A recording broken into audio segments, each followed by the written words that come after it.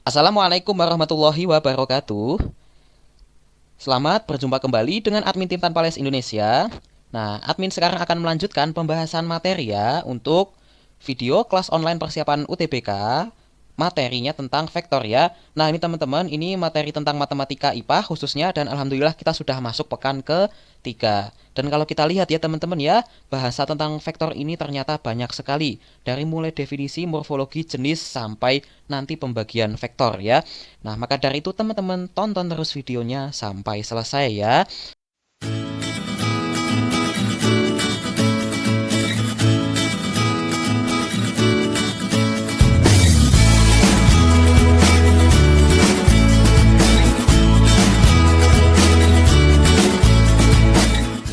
Nah, definisi vektor itu sendiri adalah besaran yang memiliki arah dan satuan ya.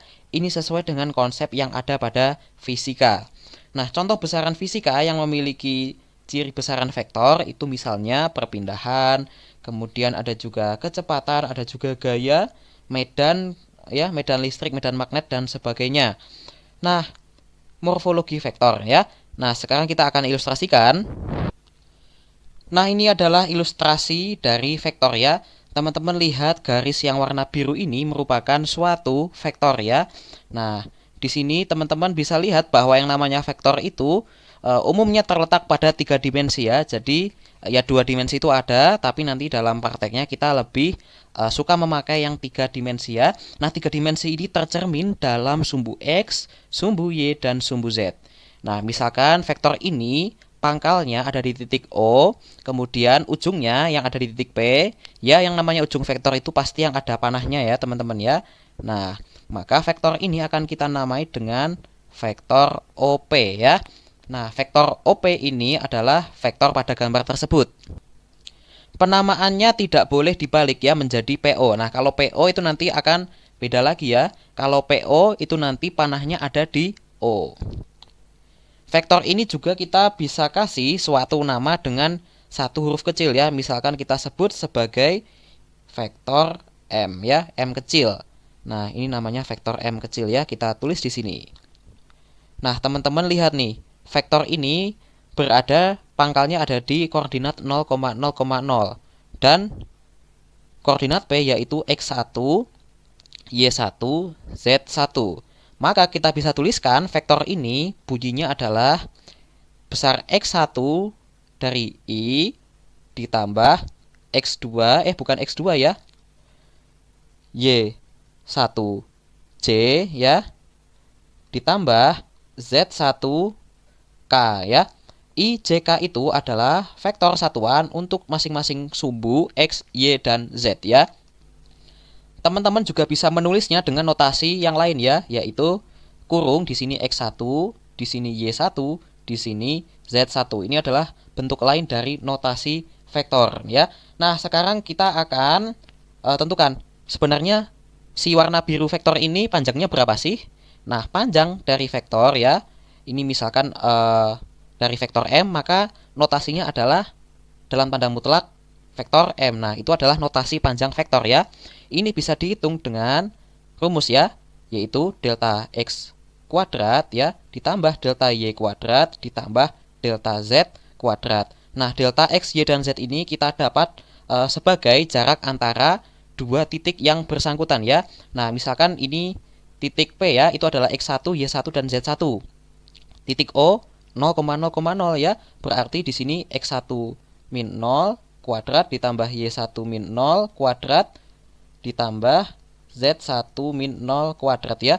Nah, misalnya ini bukan titik 0,0,0 tapi X2, Y2, Z2. Nah, nanti akan menyesuaikan ke rumus ini ya. Ini nanti kita akan dapat akar X kuadrat ditambah Y kuadrat ditambah Z kuadrat seperti itu. Nah, jenis-jenis vektor kita mengenal 3 vektor, yaitu vektor posisi ya. Vektor posisi ini ya maksudnya vektor yang telah kita bahas tadi ya, yaitu vektor yang ada nilai besaran dan satuan ya. Kalau vektor 0 gimana? Vektor 0 itu ya yang nilainya 0 ya, jadi tidak ada arah pergerakannya atau diam saja. Kemudian kalau vektor satuan, nah ini kita definisikan sebagai vektor tersebut dibagi panjangnya ya, atau kita lambangkan sebagai U ya. Nah, ini kita misalkan vektor satuan dari vektor M. Nah, ini akan dilambangkan vektor tersebut ya dibagi dengan panjangnya. Seperti itu teman-teman. Kemudian selanjutnya kita akan bahas operasi vektor. Yang pertama penjumlahan dan pengurangan vektor ya. Nah, misalkan ada dua buah vektor yang dijumlahkan ya. Ada dua ilustrasi ya sebenarnya ya, ilustrasi gambar maupun tertulis ya. Teman-teman misalkan ada dua vektor nih. Yang pertama adalah vektor M ya. Nah, kemudian ini dijumlahkan dengan vektor N ya. Nah, N-nya di sini. Nah, yang namanya penjumlahan bisa dibilang penjumlahan saat di sini ujung vektor yang pertama menyentuh pangkal dari vektor kedua ya. Nah, teman-teman bisa bedain kan ujung sama pangkal ya. Yang ujung itu adalah yang ada panahnya. Nah, ini akan menghasilkan resultan ya. Resultan itu hasil penjumlahan seperti ini ya. Nah, ya, titik awalnya ada di sini, kemudian titik akhirnya ada di sini. Nah, yang namanya resultan itu secara singkat adalah hasil penjumlahan atau jalan pintasnya ya. Misalkan kita ingin pergi dari kota A ke kota B. Nah, selain dari jalan yang berbelit-belit, vektor M dan vektor N tadi, nah ini adalah jalan pintasnya. Apa itu? Yaitu vektor M ditambah vektor N. Ya, seperti itu. Nah, misalkan vektor M ini ya, itu adalah A1I ditambah A2J ya. Atau mungkin kita bisa pakai notasi yang ini ya, A1, A2. Nah, ini lebih enak nih, lebih simpel. Sedangkan, ini enaknya kita pakai 3 dimensi aja ya. Nah, seperti ini, A1, A2, dan A3. Kemudian, vektor N ini besarnya adalah yang lain ya, B1, I ya ditambah B2J ditambah B3K atau kita notasikan sebagai kurung B1 B2 B3, maka vektor M ditambah N ini secara singkat bisa cukup kita jumlahkan ya. Nah, ini A1 ditambah B1, A2 ditambah B2, A3 ditambah B3. Nah, hasilnya sangat simpel kawan-kawan ya. Kalau misalnya ini bukan penjumlahan ya, tapi dikurangi. Nah, ini nanti juga akan ikut dikurangi. Nah, kalau pengurangan vektor itu ilustrasinya kayak gimana sih? Nah, teman-teman harus tahu ya. Misalnya teman-teman ini ingat, ini vektor N ya. Nah, pengurangan M dikurangi N ya, itu maknanya akan sama dengan vektor M dijumlahkan dengan vektor negatif N ya. Kalau ingin mencari vektor negatif itu teman-teman balikkan arah vektornya ya. Vektor N tadi ke bawah sini ya. Nah, berarti vektor negatif N itu ada di sini. Nah, seperti ini. Panjangnya harus sama. Ini adalah vektor negatif N. Maka resultannya nanti akan kita dapat ya. Ini kita ganti warna. Nah, ini nih. Ujung udah ketemu pangkal ya. Nah, kita akan dapat resultannya yang ini, yang hijau ya. Nah, seperti ini teman-teman. Nah, penjumlahan vektor ini juga memenuhi sifat asosiatif ya. Jadi, misalkan kita punya vektor A ditambah vektor B, lalu ditambah dengan vektor C, ini bisa kita pisah menjadi penjumlahan vektor A ditambah B ditambah C ini di dalam kurung ya. Nah, ini boleh dan hasilnya akan sama. Kemudian operasi vektor berikutnya itu adalah perkalian vektor ya. Nah, vektor ini kalau dikalikan akan menghasilkan dua macam produk ya. Produk pertama itu adalah dot vektor ya. Kemudian produk kedua adalah cross vektor. Kalau perkalian dot ya atau perkalian titik nanti akan menghasilkan suatu skalar ya. Sedangkan kalau perkalian cross itu nanti akan menghasilkan vektor. Nah, yang pertama yang akan kita bahas itu adalah perkalian dot terlebih dahulu. Misalkan ada vektor M ya, ini kita kalikan dengan vektor NE, ini tandanya salah ya. Nah, ini kita kalikan secara dot berarti tandanya titik.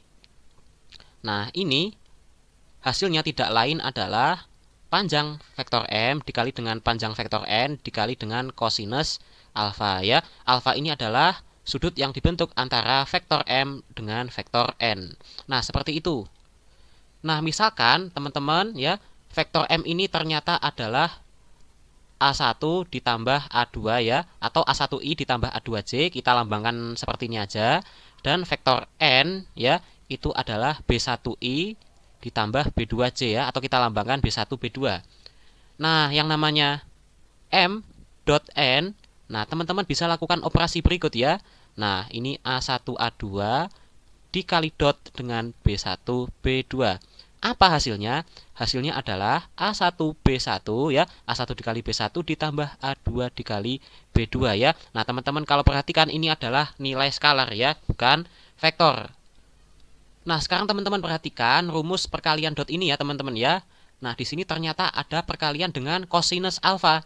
Nah, kosinus alfa ini kan nilainya akan 0 jika sudutnya adalah 90 derajat ya, dan akan nilainya 1 jika cosnya adalah 0 derajat.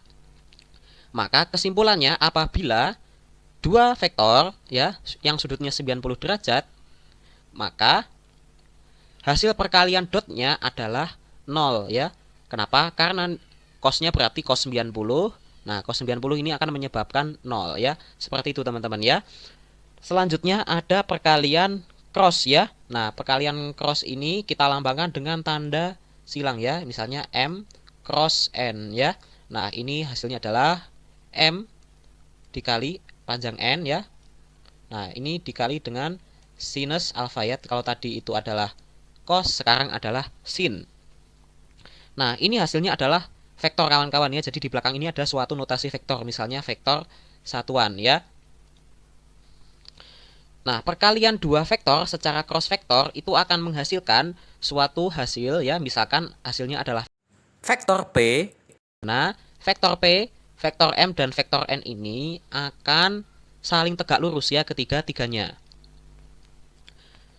Nah, kita akan ilustrasikan dengan suatu lingkaran ya. Nah, misalnya ini adalah I, di sini adalah J, dan di sini adalah K ya.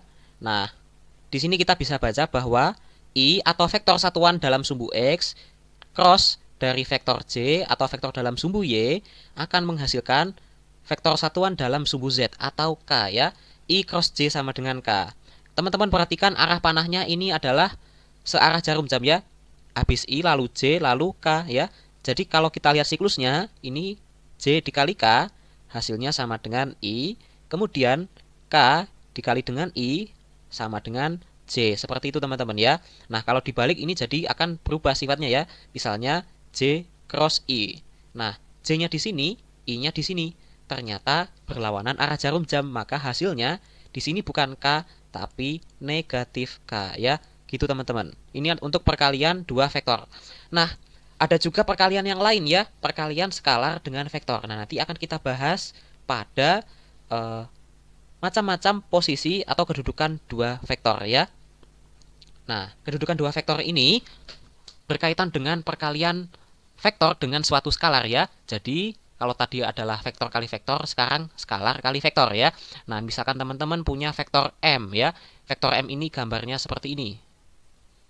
Nah, ini adalah vektor M. Kalau ini kita kalikan dengan suatu konstanta dan misalkan akan menghasilkan vektor yang baru ya. Vektor yang baru ini adalah vektor M yang dikali suatu koefisien ya. Nah, maka Km ini akan bervariasi bentuknya sesuai dengan nilai K. Kalau nilai K ini lebih dari 1 ya, maka vektor arahnya sama. Kemudian karena lebih dari 1 ya, maka vektornya akan membesar ya. Nah, seperti itu. Kalau vektornya di antara 0 sampai 1, maka vektornya arahnya masih sama, tapi sekarang jadi mengecil ya. Kemudian sekarang kalau di antara minus 1 sampai K, minus 1 sampai 0 ya. Nah, seperti ini. Nah, karena ini sudah masuk negatif ya, maka vektornya akan berbalik arah nih teman-teman ya. Kemudian arahnya ini juga besarnya juga mengecil. Besarnya juga mengecil. Maksudnya gimana nih? Kemudian satunya lagi K kurang dari min 1. Ini vektornya ikut berbalik arah dan akan membesar ya. Nah, teman-teman perhatikan di sini ada dua buah klaster ya. Yang pertama kalau K-nya positif ya. Kemudian kalau K-nya negatif. Ini masing-masing akan dibedakan ya. Kalau mutlak K-nya lebih dari 1, maka vektornya akan membesar ya. Ini membesar, ini membesar. Kalau mutlak K-nya ini berada di antara 0 sampai 1 ya, berarti yang ini sama ini, maka hasilnya mengecil vektornya.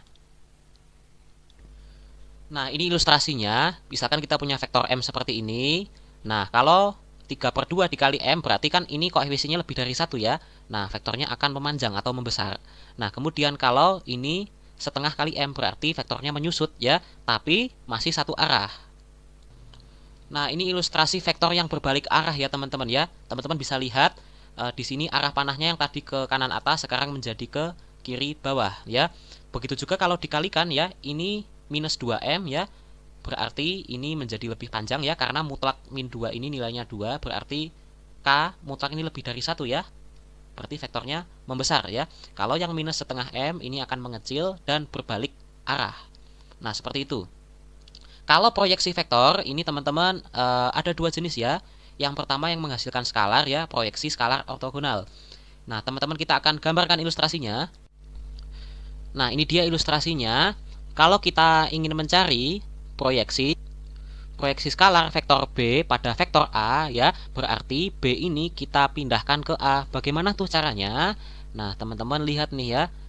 Ini kan vektor B berujung di sini ya, dan berpangkal di sini dan berujung di sini. Nah, ini kita pindahkan ke vektor A ya. Kita akan dapat ini nih, proyeksi B pada vektor A. Istilahnya gini, vektor B ini kalau dilihat dan vektor A ini istilahnya sebagai cermin ya. Nah, ini gambar dari vektor B akan nempel dari mana ke mana nih. Nah, inilah proyeksi vektor B pada vektor A, kita namakan sebagai C ya. Nah, proyeksi skalarnya berarti nilainya adalah vektor B dot vektor A dibagi dengan panjang vektor A. Kemudian kasusnya sekarang kita balik ya. Jadi kita ingin mencari proyeksi skalar vektor A pada vektor B. Nah, gimana tuh caranya ya? Nah, sama, vektor A-nya kalau kita pindahkan ke vektor B, nanti vektor B ini akan menampilkan dari mana sampai mana. Nah, ternyata sampai sini nih ya. Nah, ini harus siku-siku. Nah, berarti proyeksi A ke B itu segini ya. Nah, ini misalnya kita namakan sebagai vektor D. Nah, vektor D ini hasil proyeksi skalar vektor A pada B, berarti rumusnya, nah ini kita balik menjadi A dot B dibagi dengan panjang vektor B. Nah, ini teman-teman sekedar mengingatkan ya. Ini ada B dot A, ini A dot B. Ini hasilnya sama ya. Ya, karena ini menerapkan sifat komutatif ya. Jadi nanti yang akan berbeda adalah pembagian ya. Ini dengan A, ini dengan panjang B. Nah, ngomongin tentang dot vektor tadi, ini juga ada beberapa sifatnya ya. Misalnya A dikali A ini perkalian dot dengan B ditambah dengan C. Nah, ini bisa diuraikan menjadi A dot B ditambah A dot C ya, seperti itu. Kalau tandanya minus gimana? Ya, ini juga akan minus ya. Ini sedikit tambahan ilmu. Kemudian proyeksi vektor ortogonal. Nah, tadi kan menghasilkan skalar ya. Nah, sekarang kita akan cari yang menghasilkan vektor ya. Nah, kalau proyeksi vektor ortogonal itu menghasilkan vektor ya. Nah, berarti gimana tuh caranya? Caranya ini cukup kita kalikan lagi dengan ya, ini A vektor dibagi dengan mutlak atau panjang dari vektor A ya. Ini kita sebut sebagai vektor satuan dari A ya, atau U ya. Vektor satuan dari penyebutnya ya, jangan kebalik malah yang B. Nah, ini akan menghasilkan B dot A dibagi dengan panjang vektor A dikuadratkan. Setelah ketemu hasilnya, teman-teman kalikan dengan vektor A. Nah, seperti itu. Begitu juga dengan yang D vektor ini ya. Kita cukup kalikan dengan vektor satuan yang B ya, yang ini. Berarti ini kita kalikan vektor B dibagi dengan panjang vektor B-nya. Atau menghasilkan berapa tuh? A dot B ya kan, ini dibagi dengan panjang vektor B kuadrat ya. Ini lalu kita kalikan dengan vektor B-nya. Nah, seperti itu teman-teman ya. Kemudian pembagian vektor ya, kita bagi menjadi membagi di luar dan membagi di dalam. Membagi di luar itu misalnya ini ada koordinat ya, ini A, ini M, ini N ya. Nah, berarti AM dibanding MN ini sama dengan perbandingan antara panjang vektor AM ya dibagi dengan panjang vektor MN ya, dengan syarat ini tandanya sinkron ya. Nah, yang nggak sinkron itu kalau yang membagi di dalam nih. Misalnya ini A di sini kemudian N. Nah, M-nya di sini ya. AM-nya seperti ini vektornya. Ini AN. Nah, kemudian vektor NM seperti ini. Ini vektor NM. Maka AM ya dibagi MN ya. Misalkan ini panjangnya adalah P, ini adalah Q, maka perbandingannya adalah P dibanding negatif Q ya. Teman-teman perhatikan ini jadi negatif karena vektor NM ini arahnya berbeda dengan AN. Oke, cukup sekian untuk materi tentang vektor. Nah, contoh soalnya teman-teman bisa saksikan pada video selanjutnya. Terima kasih. Wassalamualaikum warahmatullahi wabarakatuh.